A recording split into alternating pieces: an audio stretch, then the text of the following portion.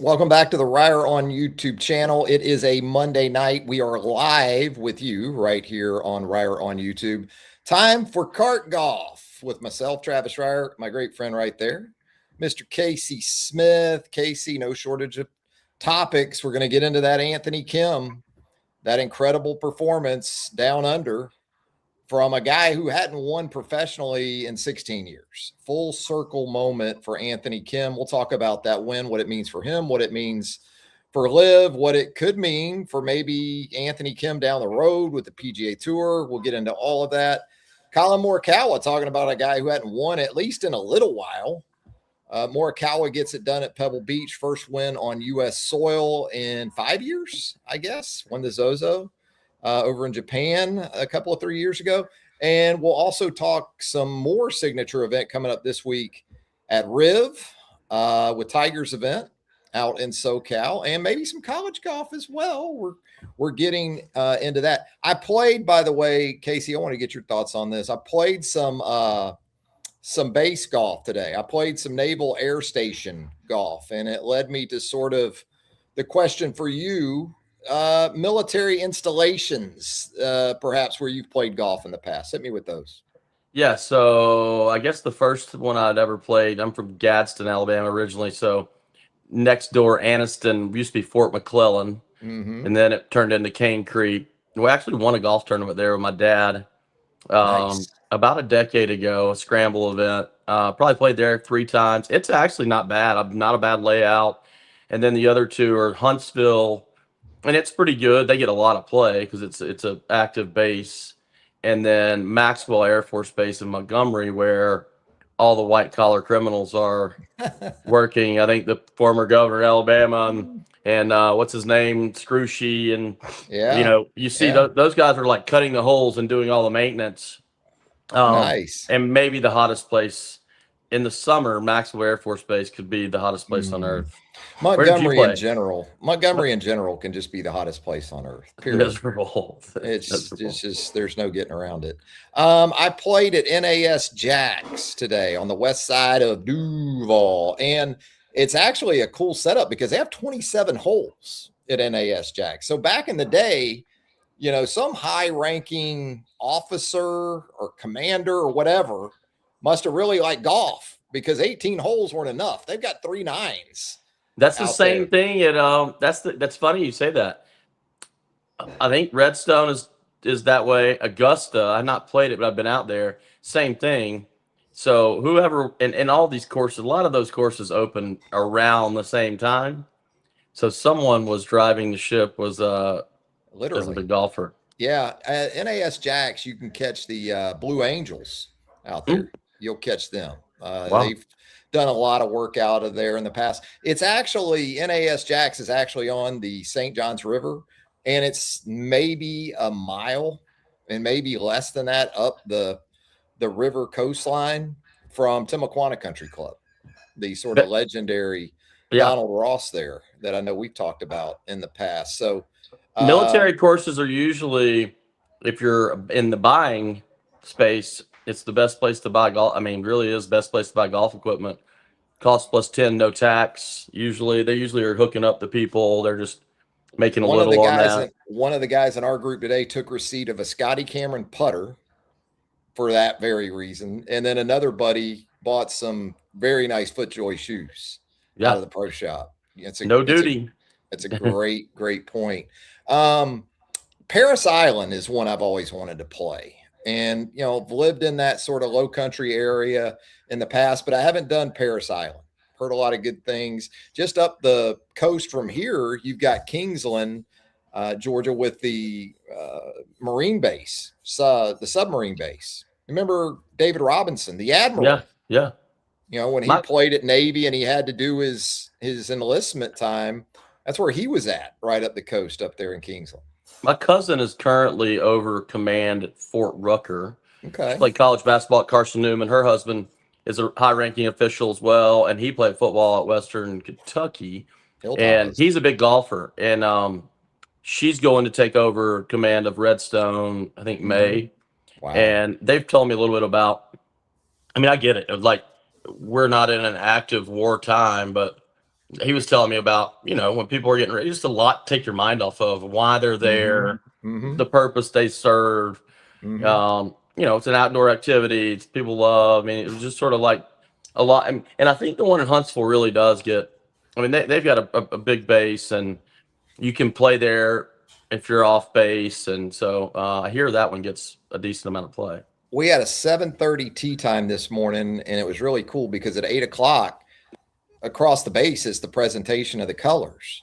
So we're on the second tee at That's right awesome. at 8, and here comes the national anthem. And you obviously take that time to do what you need to do there.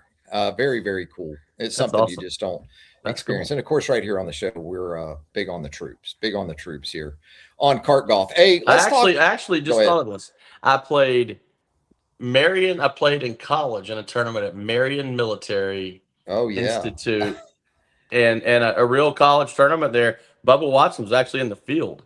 Really? They didn't have any driving range At MMI. at MMI. 9 holes, played it twice. Wasn't Man, in. that feels isolated down there, boy. When That you're is on in the. 82 between Montgomery and Tuscaloosa and you see that sign for Marion Military Institute, that's a left I'm glad I never had to make. It's bad, and they Far were right. honoring. They were honoring the God bless old. them. God bless them. Oh, You know, they were honoring the old coach, and they gotten all these coaches to bring their teams down there to play in this. And then it was the last year. They realized there was no range. We're warming up in college in a field. Just wasn't fit to host that, even though they were trying to honor someone. No one wants to go back there either. So oh man. Yeah, look, hey. But yeah, I mean the military installations you can play around the country are pretty much something else. But it was a lot of fun this morning. 27 holes, good golf course, good company. Weather was so, but hey, we got it in. Speaking of getting it in, how about Anthony Kim down in Adelaide in Australia at the LIV event? That's got to be? I know they've got the championships and all that for LIV, but just in terms of attendance and the vibe and what it puts out in terms of perception, especially broadcast wise, the embracement of that event down there. That's the event on the LIV tour, isn't it? that's their best event. Yeah, I mean they could have sold out. They've sold it out now every year in advance. I mean, I'm really shocked they're not playing a second week down there, truthfully, because it's big enough and golf crazed enough. And the real superstars from the U.S. used to go down there. I mean, sitting around when I was visiting with Jack Nicklaus this summer, he was talking about he had the world record fish for a while, came out of playing in the Australian Open. Wow. Guys don't go down there as often now from here. And so you still got golf crazed country with a lot of high profile golfers. And Anthony Kim, I mean, really, with one of the coolest things I think it's happened in a while in sports that I've seen, and to really, it wasn't handed to him. He had to go earn it. He had to go beat what I consider. It's hard to say, but Bryson and Rahm are two of the top 10 golfers in the world, probably top 6 or 7. Rahm top 5 for sure. I'd say Bryson. You just depends on which Bryson you get, but to go, I mean, those are the best 2 players on LIV, right? And Yeah, I to mean, to sure, go right to now. go stare them down, and you were 3 down to start the day. You shot rounds of -5, -5, -4, -9. What he birdied 12, 13, 14, 15, and 17, and it was just a highlight reel of putts going in. I follow him on social media and have since this really started, the whole comeback started, and the amount of time he puts into putting and following the journey from like coming back and not having custom clubs, like literally buying clubs Right. to have, and then hearing him say like didn't even go get custom fit immediately to play, like came back with, and now he's hired Matt Killen, who teaches Justin Thomas as his coach, and who's a really a putting guru at that too. I saw he had Scotty made him a custom putter that looks basically Tiger Woods looks just like that. He striped it, I mean, he chokes up on it about an inch, always has. He Played golf does. in Oklahoma. Hmm. Like you said, hadn't won since 10. 2010. Yeah. And then 12 years off, you know, he hurts an Achilles tendon. He, as a coping mechanism of that, starts playing cards. He was hurt, starts using drugs, Hmm. comes back, starts doing drugs. I mean, admittedly, did drugs in between holes at the Masters. Yeah. And I'm not pain meds, but I mean, was taking them that weren't prescribed to him to try Right. to get through it. And I think he was doing a little bit of everything.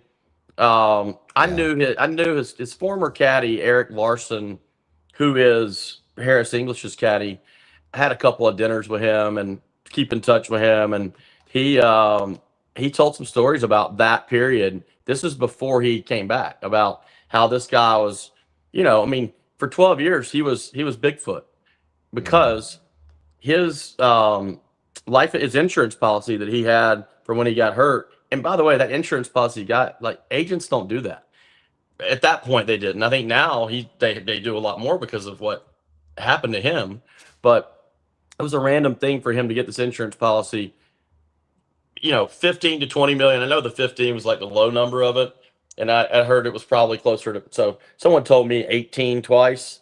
But he couldn't play golf for 10 years and he wasn't supposed to be seen playing golf. And Right. there were a couple of times closer towards the end of the 10-year window from 2012 to 22 when he started drawing on it that somebody's, so people were like, he was out, he still can play a little bit towards the end, people sort of saw him, and then he went. Then that was like 2 years before that ended, and you didn't see him again.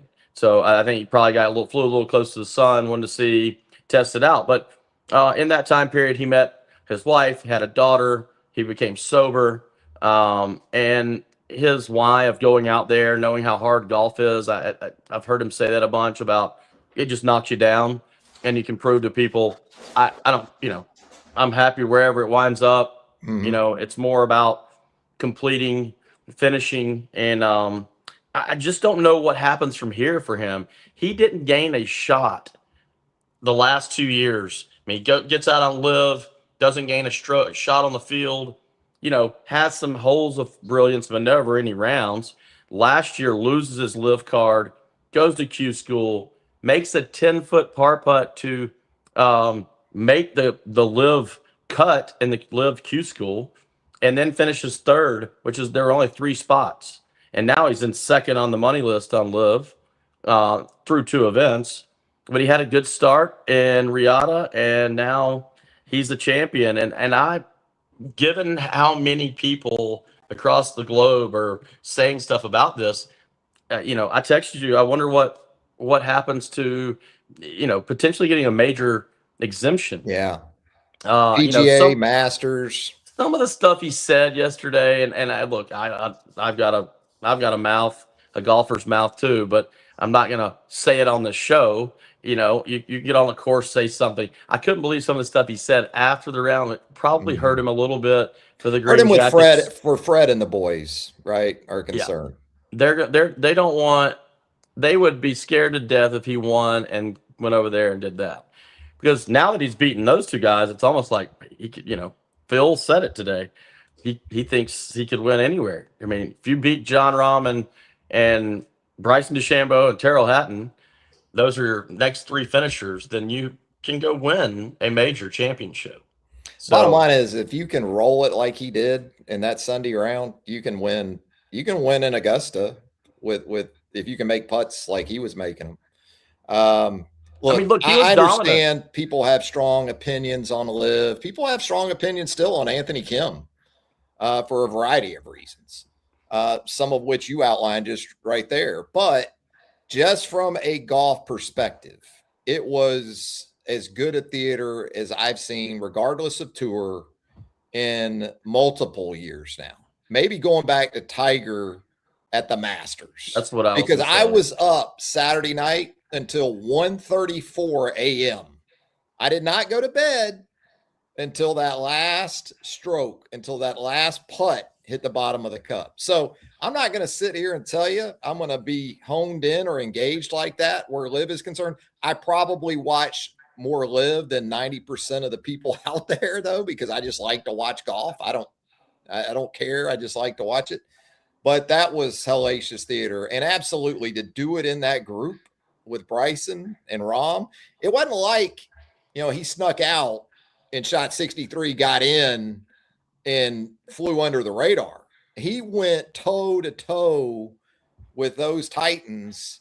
And boy, it was flawless golf, Casey. It really was. It was ball finding the center of the cup. Yeah. The fist pumps, the Tiger Woods fist pumps. That's who he idolized. It looks so much like that. I was a huge Anthony Kim golf fan on the golf course when he was playing, just because the guy was fearless. Yeah. And I really earned a lot of respect in the Ryder Cup when he went out and just wiped them. And you could see that there. I mean, he still holds the record at Augusta for the most birdies in a round. Yeah. The ball gets going in the hole for him. He sees it. It looks like the ocean. And those putts, I mean, like you said, I was thinking, man, he may get in a playoff or something. Mm-hmm. Not those birdies on the back that did that. And those guys were, you could see how happy they were for him. Rahm continues to finish second a lot. DJ said he made sure that the bottles didn't have booze in them. They were just water when they sprayed them after the win there. How about DJ? Yeah, and it was somebody said it was because it had fizz. It was sparkling water, seltzer water. Yeah, DJ saved that for himself. Chico. Yeah. Steven tuning in here says. Steven says he only watched the highlights of the LIV event in Australia. Course looked in horrible shape. That's Australian golf, Steven. That's the way it always looks. Kind of like watching a British Open. I always get a kick out of that. Boy, that course looks terrible. Well, I mean, that's links golf. And what you saw was, that's golf in Australia. And plus the seasons are different, right? So you're going to have different conditions and how the surfaces react to that. Yeah, I mean, it plays firm and fast down there. They don't call it the Sandbelt. That really wasn't in the Sandbelt region of Australia. But if you go watch Royal Melbourne at its peak, it's really brown and burned out, and it's not near as green as when you see it green. They're getting rain, right? I mean, their typical course is a little bit more like that. They all played the same course. The Titans that he went up against did. That's really it. I mean, and the good news is he didn't. Also, for as LIV goes, they play doing the shotgun start is a little. And I watch a lot of LIV too, just because I like to watch golf. But the shotgun start thing, if he had been on a different hole, it would also been a little different. But he was in the same group with them. And it was 4 rounds, by the way, right? So I think LIV answered some questions. Not just with giving Kim the opportunity initially, and then he still had to earn his way back after relegation. But it was a 4-round event. Of course, there's still no cut. There wasn't a cut on the PGA Tour this week either, by the way. And as you've talked about here, the purses this weekend were very similar, which the PGA Tour guys can probably thank LIV for that. Anthony Kim got $4 million for his win. Collin Morikawa, who we'll talk about here in just a little bit. What was it? 3.7, 3.8. I mean, he was right there in that $4 million range, but answered that with the 4 rounds and the narrative that, well, these guys, they're not even really competing. It's free money. If you watched Anthony Kim's reaction, over the course of that round, there was major championship level competition going on, especially where he was concerned. That dude wanted to win. It was really cool to see from that perspective because he had totally left the game. I mean, the game had left him. He had left the game. So that was very cool. Yeah, I mean, the guy's on his hospital bed, lost his vision. Yeah. Didn't know he would ever play again. Didn't know he'd ever see his daughter again, which is really the thing that he said changed his life. That he realized that he was about to ruin his life. I mean, he signs with the Aces this past week, which is he had an interesting few days. He signs with Malvin Golf Saw that. and then signs with the Aces, and they're a different sponsor because he was going to be an individual. So I was thinking, Malvin is perfect for him, by the way. I mean, oh that's their guy, you know. yeah, and so but he then signs with the Aces, who have signed with Under Armour, Yeah. and so I'm sure Malvin's like, dang, I was going to get a bunch of logo, but he was Yeah. wearing the socks they got a little love. I saw those. And yeah, they'll get some play that win. They'll get some play out of his. And Malvin, by the way, sponsors Willie Wilcox, now a That's right. PGA Tour caddy who's been he's been in the barrel himself, the Yeah. former Well, Auburn the standout founder PGA Tour winner. yeah, the founder of Malvin is recovering Right. as well, and then you got now they've signed Charlie Hull, who won, Fred Couples. They just got Freddie Couples, Jason Day. Man, they really got They're some coming. momentum, a little different and unique. I know the Green Jackets really don't like to know what they're going to do next. Yeah, when Jason Day shows up in painter pants in April, you know, they cringe a little bit at that, but yeah, he wore a gray sweatsuit in one of those events. They're testing boundaries. I just wonder what happens. I really do wonder what happens for him.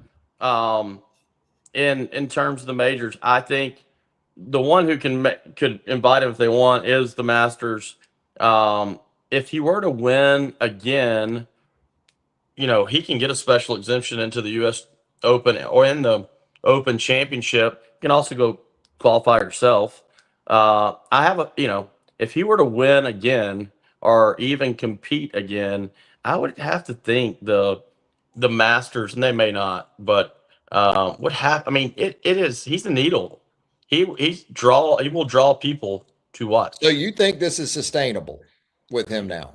I mean, because it was a signature event weekend, and maybe, of course, not so much on the CBS broadcast over the weekend from Pebble Beach. They weren't going to really get near it. I think Colton Oast did not acknowledge it to some extent, yeah.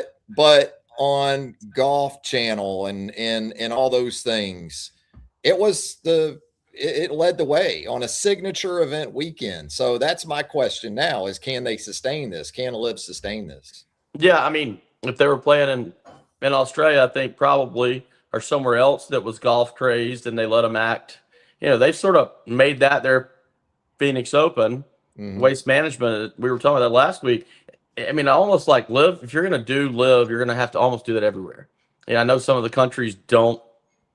Tough in Riyadh, some of those places, boy, where there's 8 people out there and you're playing at night. Yeah, I mean they should probably do a better job of where they're going to go play, because that created some atmosphere for them, or a lot of atmosphere.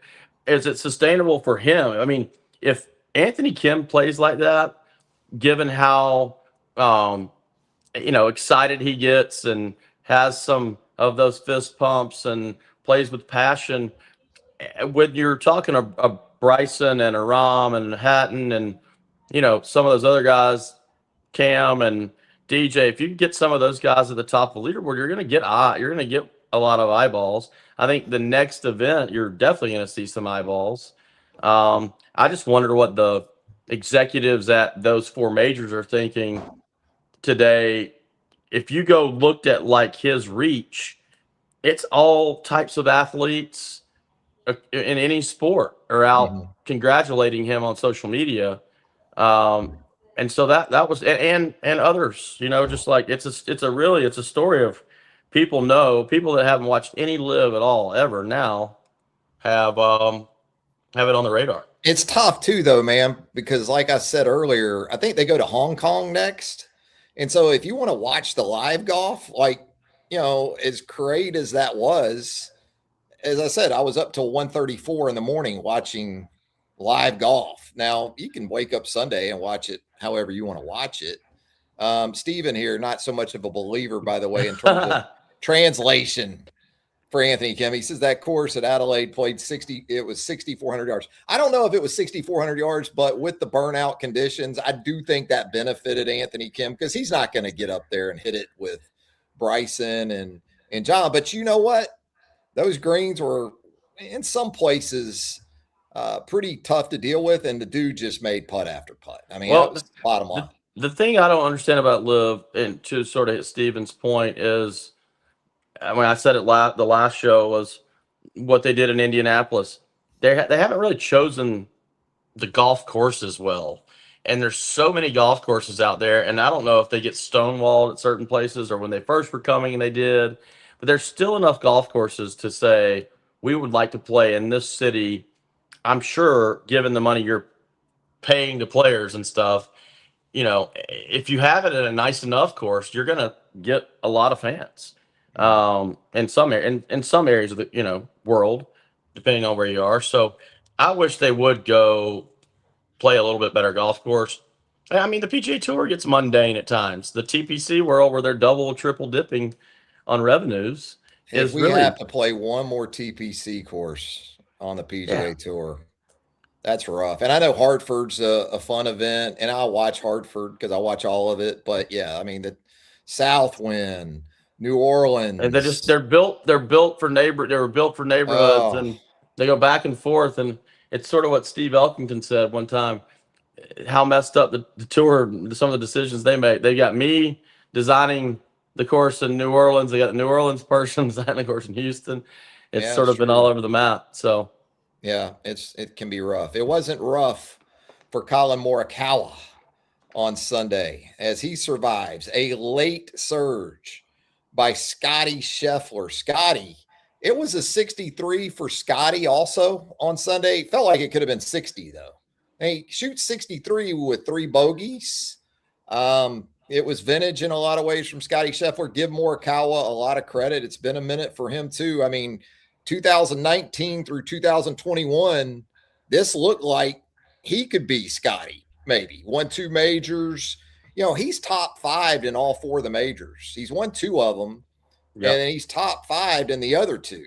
Now, this has kind of been a little while back. I think 2024 he had a top 5 in a major, but it was a little bit of a road back for Collin Morikawa and getting it done out at Pebble Beach too, Casey. Yeah, I mean, 8th win total, 7th win on the PGA Mm-hmm. Tour. Played his golf up the road at Cal, so he's obviously familiar. Feels good about POA, which is just unique in itself to putt on. Can be spongy, can be bulby where the grass grows and it's not as level. You can miss putts at the end that you thought you were going to make. You hit a good putt. Scotty caught the sides of a lot of those that went in. Sometimes they don't on POA. But Collin Morikawa, first win in close to 3 years, Mm-hmm.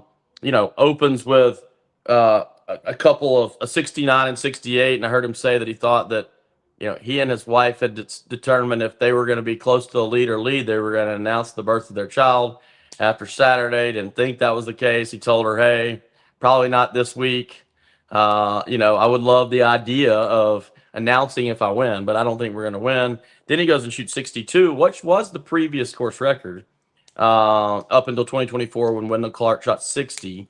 So him to shoot 62 had to feel like he was in a good spot, and then to come out, to come out and birdie 15, 16, and 18, but the bogey on 17. But he did it when he needed to, and you got a guy running up the leaderboard in front of you. Morikawa hits cuts exclusively, and so I thought as a right-hand golfer coming down the stretch there, and the wind's blowing in, and so you've got a wind that's blowing in. It's going to help him. It was all blowing towards the clubhouse. Those holes shape back that way, which is really why I was shocked he bogeyed 17. Mm-hmm. He just doesn't. He can't really hit it. He just doesn't hit That draws at all. pin, yeah. I mean, he couldn't get to that pin, could he? No, he couldn't get that pin. I finished top 50 in the last 2 starts. I'd watched some stuff of him. Basically, I mean, it looked pretty bad for him mentally. When you listen to a golfer or openly talking about what's going through their mind and all that, and I'd listened to a couple of interviews from him the last couple of weeks and was just lost the joy. You start hearing all that stuff. Again, he was struggling putting, and I mean, in And in pitching the ball too. pitching was bad, and I think he went on a quest to try to get perfection, and it hurt him. But the last 2 years, he has been. I've followed this since he won. He's probably changed on average a putter every 2 weeks, Wow. and I mean, they've built him every putter under the sun. He's taken multiple putters to every event. There was a run there where it was like 10 straight weeks where he putted with something different. He takes Kurt Kitayama's putter uh, and goes out which is this is crazy too. The last time a blade won on the PGA Tour was Kurt Kitayama blade putter. Wow. He goes and takes Everything's been mallet, hasn't it? Yeah, so he goes and takes Kurt Kitayama's putter at home. And now a Spider has won 5 of the last 6 PGA Tour events.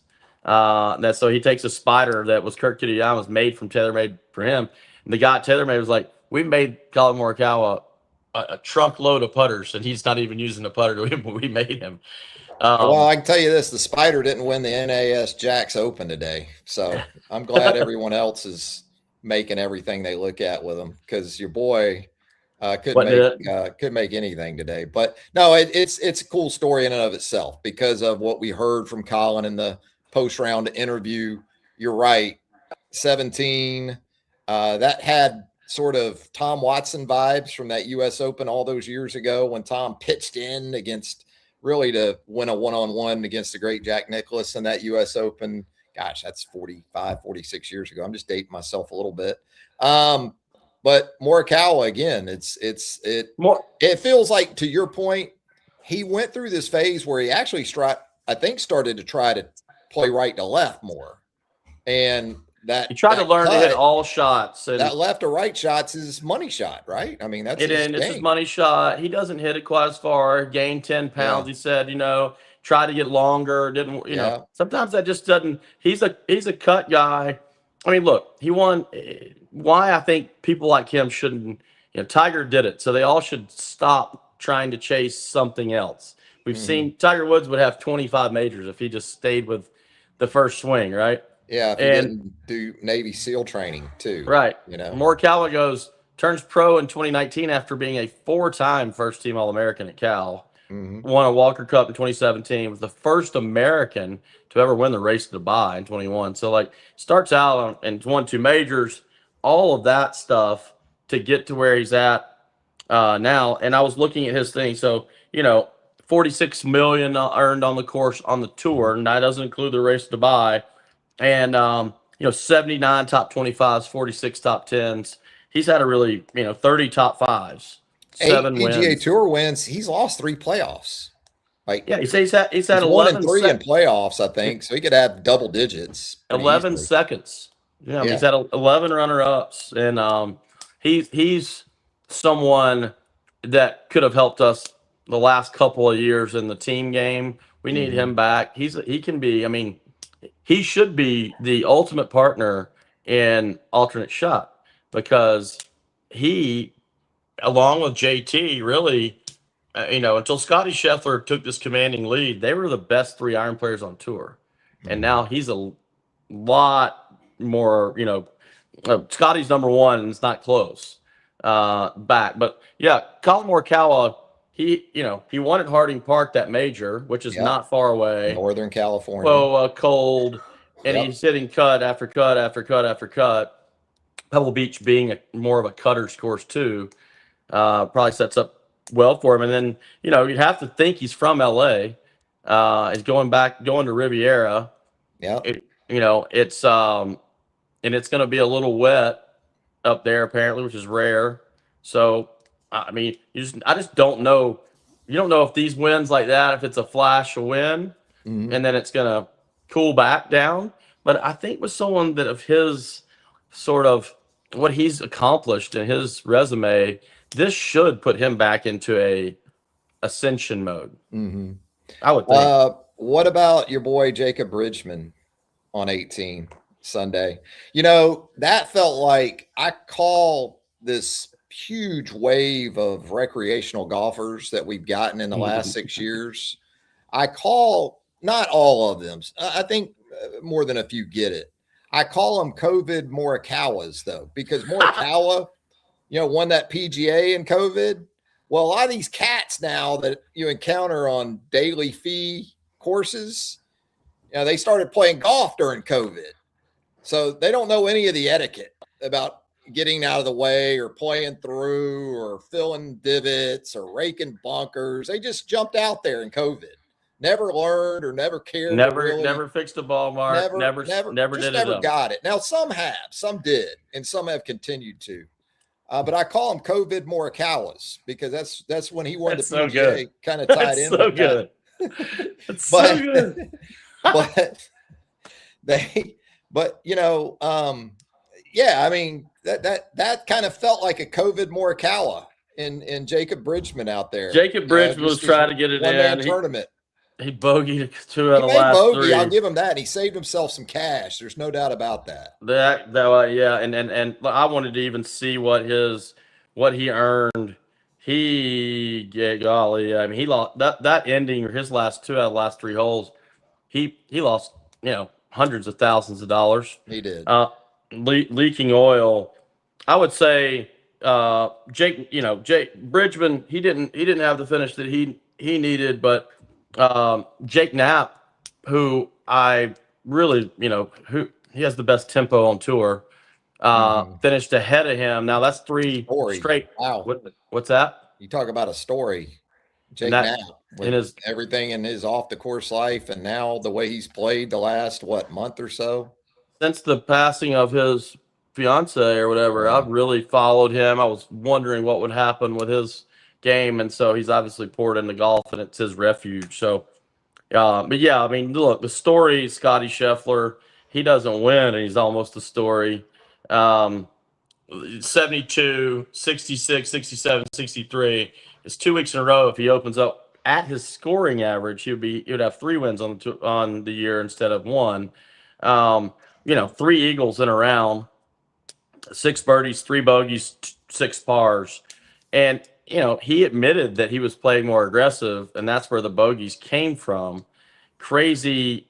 I mean, and there are smaller greens, and I guess that, I thought if he got to 20, he would get in the playoff.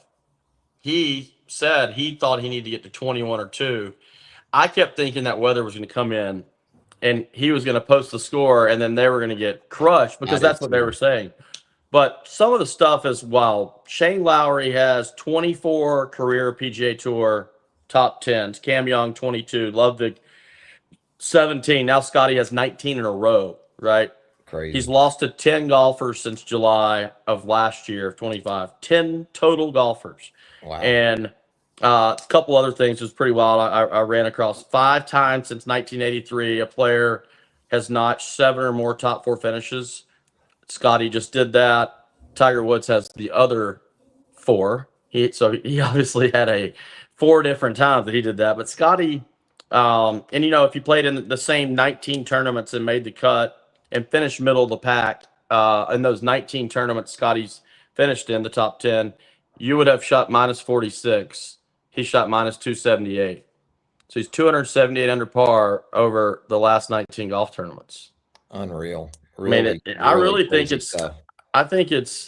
we've entered into, we've talked about, buying him at 2-1 or all this stuff.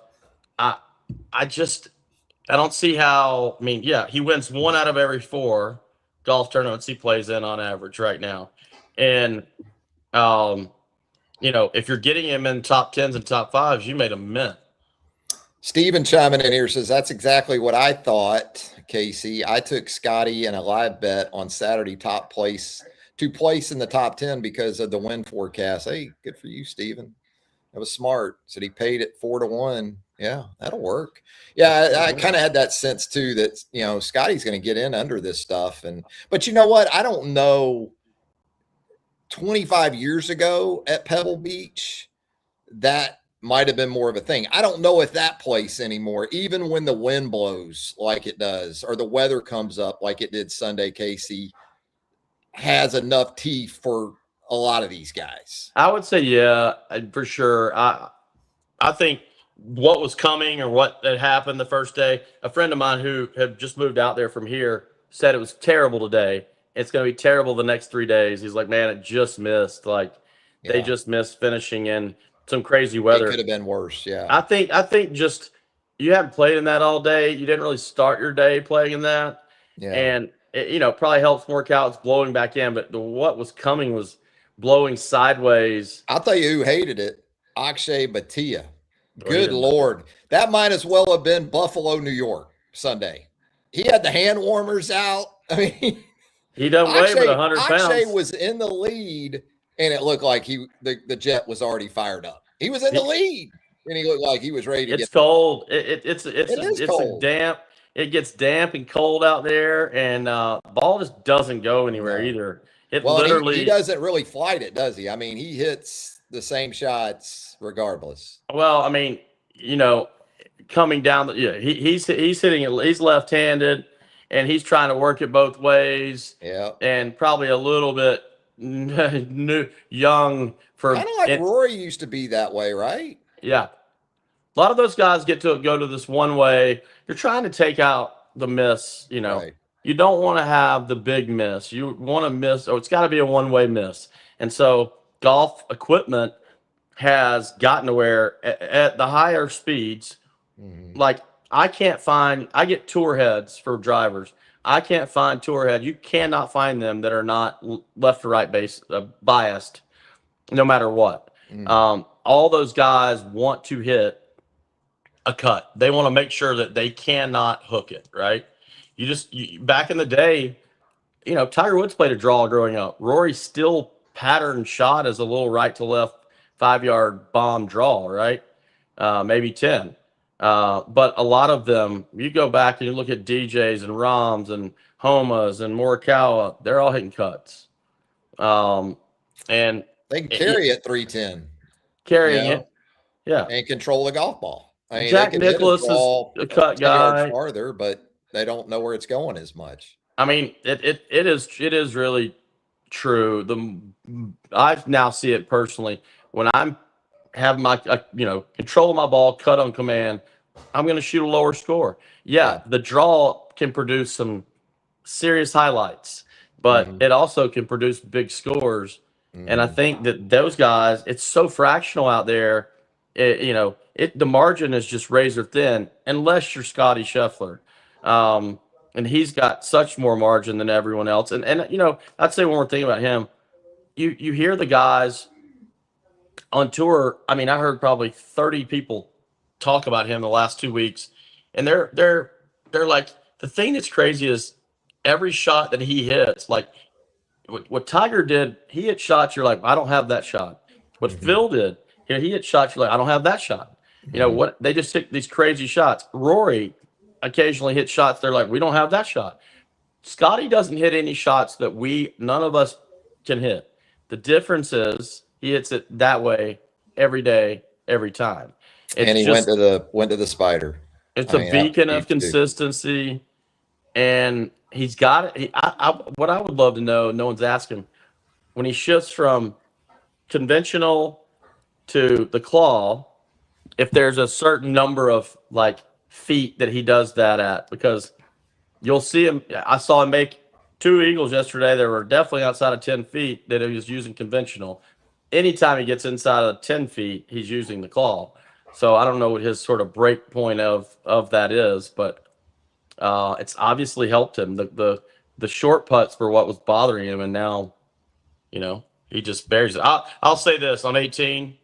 That's as good. I mean, that's as impressive of. Good Lord, 2 shots. That second shot in there, and the tee shot. It's sort of what you hear also about them. The one thing they do say that the nose for the last few holes to get it done. He knows what he's got to do, and to know that on 17 he said he had to hit that cut iron in there, and as soon as he hit his shot on 18 tee, he knew that it was immediately in his mind, I've got to hit that same shot. Had that putt on 17 lip out. Had a couple of, 16, 17, could have been 61. I mean, you don't open with a 72. And he's done that the last couple of events now. Thursdays haven't been his friend of late. It'll be interesting to see what happens this week. Somebody like that will drive them crazy. And it will be one of those whether it gets in his, we'll see if the first thing ever get in his head is this opening round thing, because it is a real thing that gets in people's way. And And if he can get out of his own way, if he shoots in the 60s this week on the first round. 68, 69. Yeah. You might as well, Steven, you might as well go ahead and bet him heavy the last 3 rounds. Stephen, by the way, you've got an invite here in the comments. We appreciate folks chiming in. So if you want to jump into the show chat, feel free to do that. Stephen with an invite for you, Casey. He says, you guys can come to Pensacola and play the state of Florida's oldest private club with me. Hey. Pensacola Country Club. We're not if it's the oldest, I mean, that's gotta be a Ross, I'm guessing. I'm getting Stephen. That's a Bubba Watson member there, I think. If I'm right. Yeah. Buddy of mine that's the Callaway rep down there, John Michael Goins. He's talked about how it's a really good golf course. Have not played there. Another great golf course, as you alluded to, coming up this week on the PGA Tour, Riviera Country Club there in the Los Angeles area. I attended it was an LA Open, I think, even at the time. It's been so long ago. You remember Len Matisse? That's going back in the old time machine. Len Matisse is sort of a Jacksonville guy, and he actually won. The wife and I were there. This was 20 years ago, probably. Len Matisse won the LA Open at Riv. Boy, what a great place. I've never gotten to play it, but just to walk the grounds and kind of just sit in that amphitheater there at 18. Nobody asked me, but I did see Jamie Lee Curtis in the pro shop that day. So there you go. That was 20 years ago. Great golf course. And once again, with the signature event, really, really good field. Yeah, I mean, a lot of the players on tour outside the majors think this is the best golf course all year. It's held its own. They have it's really crazy that it's the only course in the area too. They have Poa greens, but they have kikuya. It's an Australian native grass. Tomato, yeah. Yeah, and so the native grass to Australia, you sit down in this, you go down in this hole at Riv, and then it's in, like you said, in this amphitheater. You don't even realize, I mean, you're right in the middle of LA, and you feel like you're in just this serene. It's in a neighborhood. Yeah. I mean, you just park, and we park back there, and there's the club. Yeah. You're pulling up and you realize, bam, there's the entrance. You're in there. A lot of Hollywood golfers are members there. It's a pretty penny to be a member there, but of course, it's always in great shape. Didn't play there last year due to the fires from Palisades. They played at Torrey, but last winter there was Hideki Matsuyama in 2024. He's driving it all over the map. It's going to be wet. If it's wet, you got to be hitting it. You got to be hitting it in the short grass. You'll be ball in hand. I don't know if you never know with LA. It hasn't been really great for the best players. I mean, Tiger Woods never won there. Rory's never won there. Scotty hasn't won there yet. I think that they've got a couple of really, really, really good holes. I would assume Tiger Woods will be there. It's the Genesis that he would be the sponsor of. And 72 players, so no cut. Not like there's a ton more. There's a few more or a few less this week than last week. But Finau got in late with the sponsors exemption, I think. Maybe. Well, and I think that I actually don't see how. I mean, I think Rory could have a really big week this week. It's always favored someone that drives it really well. There was a run there where Australians had. I mean, Adam Scott had a great career there. Patrick Cantlay, actually, relative to who's the events played per event, he's got the lowest average of the golfers in the field. And he's from, played golf at Stanford. POA, another POA guy that can play well on POA, loves the golf course, comfortable there. So, have to think he'll be a factor. But Steve Elkton won a major there. Yeah, so, and it was a grass that he grew up playing, right? I've heard him talk a lot about that, which is interesting for that. And I would say I actually like the chalk this week. I think that I hate to do it, but I actually think it's a Rory Scotty duel this week. I think they and if it rains, either one of them, as straight as they hit it, good as they hit it, it would favor them as well. And that really didn't have anything to do with my pick when I looked at the weather. But I mean, they're playing for another large purse, $20 million. And usually, to me, I love watching Riviera. Yeah, the holes you said are great. 10's my favorite. Just That's great. having been out there and being able to get up on that tee box and kind of watch that short par four and that treacherous green and how you can drive it. It's tough to drive though because that green is really pitched and not a lot of room to work, and you can make double there and not lose a golf ball. So I hear you. I hear you on the chalk. I think it might be another story type of week in professional golf. I'm assuming Jake Knapp's in this field, right? Even though it's a signature event. I like him. UCLA Bruin previously, I believe, Jake Knapp. Yep. So you got the local ties there, and just again, the sort of situation that he's been through in recent years. So that would be a pick. And otherwise, though, hard to go against you there with Rory or Scheffler, and as good as they hit it. Yeah, I mean, I saw where heard about this too. Going into Pebble, Aldrich Potgieter, that's been really superstar, hits it a mile. Young He's stud. working. Yeah, he's working with Justin Parsons down there at Seattle, and has been. Um, we talked some about going into Pebble about endorsement deals. He just signed with PXG, and they didn't want him to really do it, and teachers and stuff, but it's hard to turn down $6 million. Yeah. You got $6 million to go play that equipment. So yeah, I wanted to add that. I learned that, which is a lot of money to have to go play that. Yeah. I mean, my son Evan had the Mizunos for a long time, played high school golf with the Mizunos, loved the Mizunos, and he made that switch, and it's been okay. He got a good deal, those kind of things, but I think there's part of him that wishes he had those Mizunos back. there's a reason why the number one player in the world right now, he's got it set up to where he's going to play whatever he wants. Now they're paying him, and he's winning with them, but he didn't take the bait. And Homa's an example of that too, right? The change he made a couple of years ago and kind of the fallout after that. You just never know. And the PXG thing, the thing is they haven't made good enough woods. Everything else has been fine, maybe putter. But if you're going to put somebody in an expensive bag and you're paying them a bunch, I guess he's young enough. It's hard for someone. It's not to beat up on PXG because with Homa it was Cobra, right? Isn't that where he went, I believe? Yeah, I mean, it's just something when you played something all your life, one thing. You go from Titleist that you played since you were 8.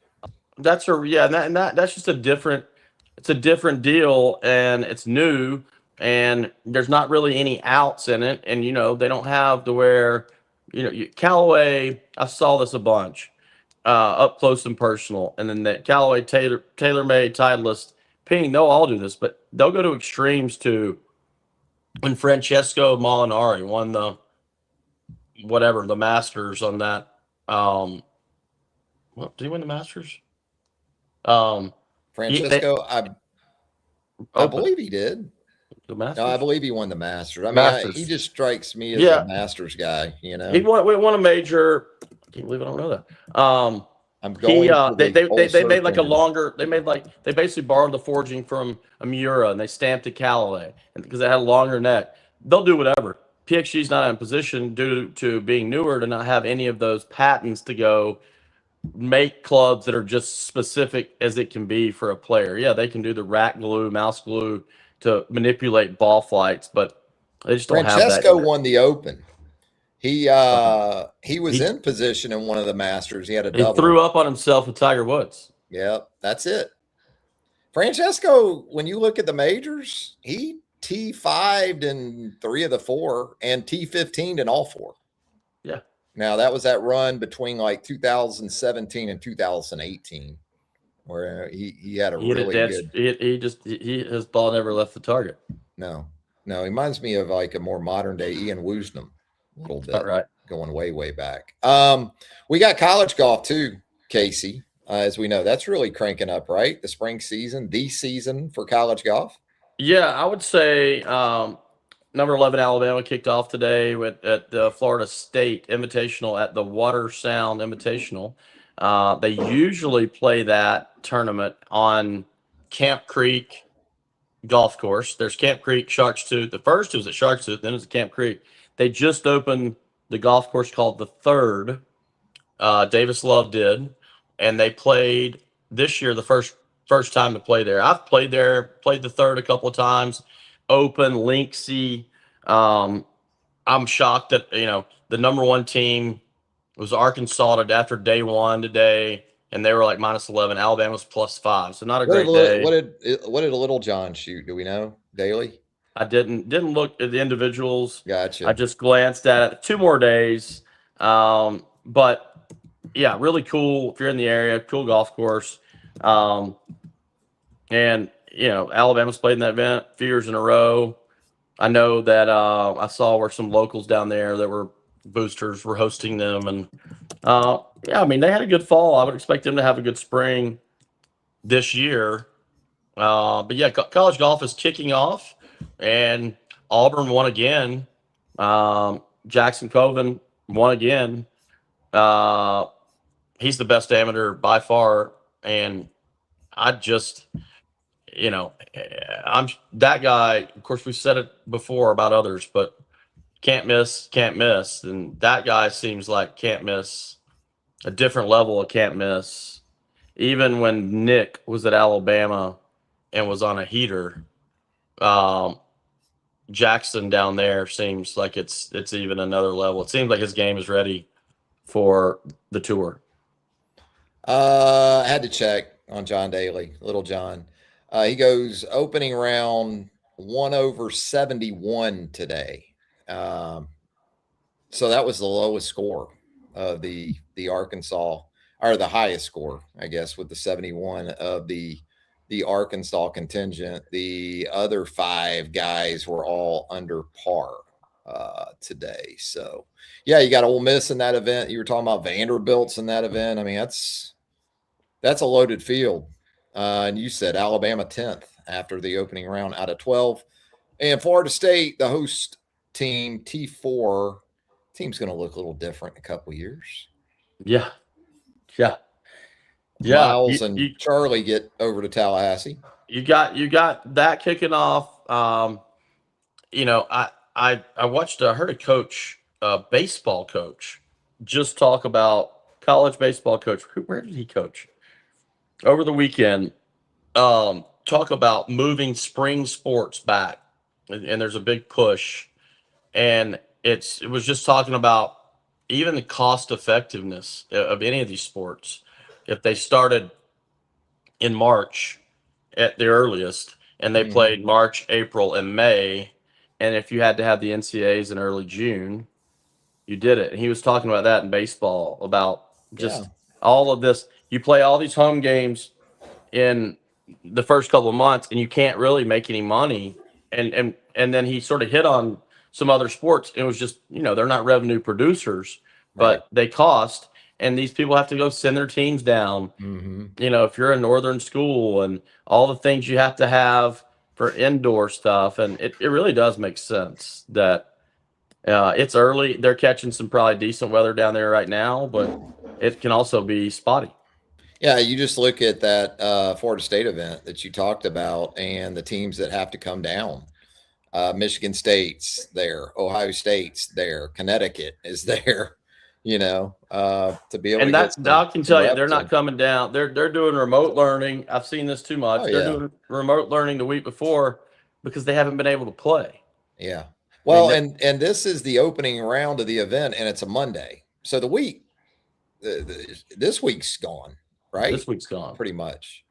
So and a lot of them, I wouldn't be shocked. Like I used to see teams, you would see teams come and make a 2-week loop out of, and maybe longer, and they would, that would be to start their, because this is the start of their season. This is the kickoff. Of the season. Sprinter vans, those sprinter vans, man, up and down 95 and I-10. It's that time of year. I would say those sprinter vans. I would say, shoot, these teams at Alabama and Georgia, they get on the planes. They're flying the jets. Yeah. I mean, you're not going to sign Charlie Woods with no sprinter van these days. No, those sprinter vans are awesome. And you know, I they're remember like 10 or 12 years ago when the macked out ones first came out, you were like, wow, man, that's living. And now it's like, I cut when I it's cut Greyhound. we got one. It's great. They're Yeah. awesome. The Wi-Fi, TVs, Yeah. and easy to drive. But Mhm. yeah, these guys now, you know, some of them are definitely doing it. But when they're carrying the numbers they're carrying, I Yeah. asked like, well, it's just sort of easier sometimes just to get them there and back Yeah. on the jet. We're only taking 5 and 2 coaches, and And you might save a night or two a hotel even too, you know, or I don't know. Not that they're probably overly worried about that, but anyway. Hey, a lot of fun, Casey. As always, you're a wealth of information and knowledge, insight, all those things, entertaining to boot. thank you. A lot of fun. I look forward to getting back together and big event on the PGA Tour this week, and anticipate plenty to talk about when we reconvene right here on Cart Golf. Thanks, Casey. Thank you. For Casey Smith, Travis Reier, thanking you once again for joining us right here on Reier on YouTube. If you haven't subscribed to Reier on YouTube, go ahead and hit that subscribe button right now.